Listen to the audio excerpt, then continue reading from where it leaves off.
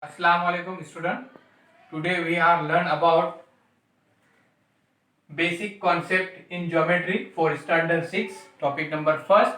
Look in the blackboard. This is a different shape. Name of the different shape you see in the rangoli. This is rangoli. Here is a different shape. The first is square.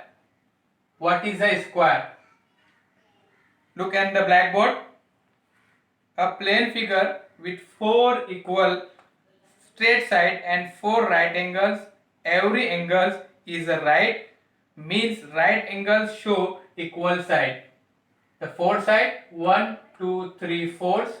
4 vertices 1, 2, 3, 4. 4 angles 1, 2, 3, 4. This shape is square. Next is triangle. Look at the blackboard. This shape is triangle. What is a triangle? A triangle is a polygon with the 3 edges and 3 sides. 3 sides 1, 2, 3. 3 edges 1, 2, 3. Look at the board. The next is rectangle. This is a shape of rectangle. What is a rectangle? A rectangle is a 4 side flat shape where every angle is right angle.